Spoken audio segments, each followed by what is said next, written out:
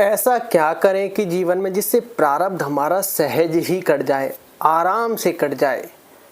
क्योंकि हर व्यक्ति को ये तो पता है कि प्रारब्ध है, हर व्यक्ति को ये भी पता है कि प्रारब्ध हमें काटना है, भोगना है और वो निश्चित हो चुका है। लेकिन ऐसा नहीं है कि प्रारब्ध में गलत चीज़ें ही हैं। सबसे पहले तो आप इस बात को समझिए, प्रारब्ध में आपका सफलता भी है, प्रारब्ध में आपके सुख भी हैं, प्रारब्ध में आपके दुख भी हैं, प्रारब्ध में आपकी दुर्घटनाएं भी हैं, सारी चीज़ें हैं। यातना पूरी की पूरी आपकी ऑलमोस्ट सेट है। उसके बीच में आता है कर्म, कि कर्म आप प्रसन्न मन से करते जाइए। सबसे पहली बात आप यही ध्यान रखिए कि आज आपको जो भी कर्म मिले हैं वो प्रसन्न मन से करते जाइए, बिना किसी टेंशन के।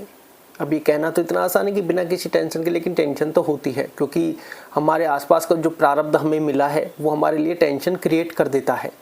चाहे वो हमारे फैमिली हो, रिश्तेदार हो, मित्र हो।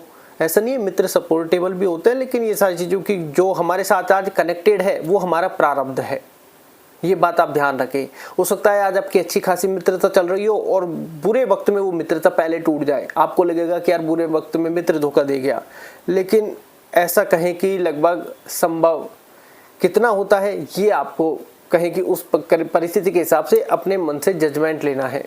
क्योंकि बुरे वक्त में चीज़ें छूट जाती हैं, या फिर कहें कि ऑटोमेटिकली समय उनको पहले हमसे दूर कर देता है।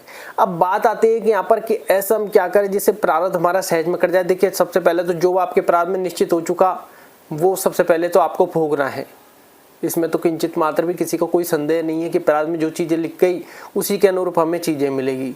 दूसरा, आज जो हमारे पास चीज़ें हैं, आज जो हमारे पास प्रेजेंट में जो चीज़ें हैं, सबसे पहले तो उनकी कद्र करना चालू कर दीजिए।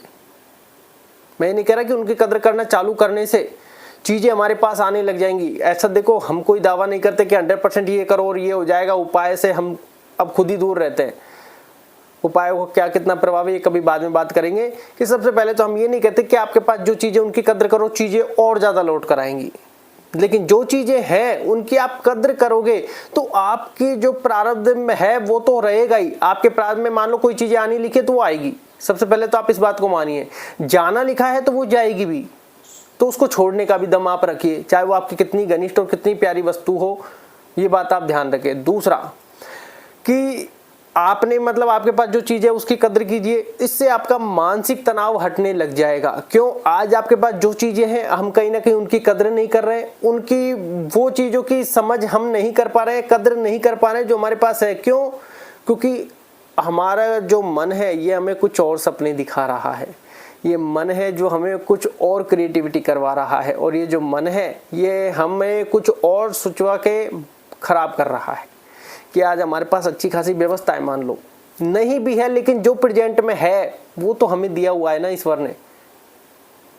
भाई वो तो हमारे पास है, और हम किस चीज़ के लिए परेशान है? जो हमारे पास नहीं है उसके लिए आपको काम करना है, परेशान नहीं होना है। ये बात आप ध्यान रखें, क्योंकि कुछ ना कुछ काम आपको मिल रहा होगा या मिला है या फिर जो भी है, तो आप मतलब वर्तमान मोमेंट में जो आपके पास है ईश्वर की कृपा से, सबसे पहले तो आप उसको थैंकफुल रहे हमेशा कि जितना है। क्योंकि हम जब अपनी लाइफ से नीचे वाले को देखते हैं कि यार ये हमसे भी यार ज़्यादा परेशान है, तब हमें हमारी चीज़ों की कद्र होने लग जाती है।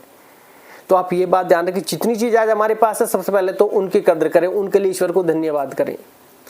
और जो आपको चाहिए उसके लिए आप कर्म करें पूर्ण निष्ठा के साथ, बिना किसी चीज़ों को पकड़े, बिना किसी चीज़ों को पकड़े और पूर्ण निष्ठा के साथ। मतलब कि उस चीज़ की चिंता ही मत करें ये होगा कि नहीं होगा। आपने अब ठान लिया है, आपको जो काम था मिल गया है, आपको आनंद आ रहा है, करते जाइए। क्योंकि आप प्रारब्ध से, अपनी डेस्टिनी से और अपने भाग्य से कहीं दूर जा ही नहीं सकते।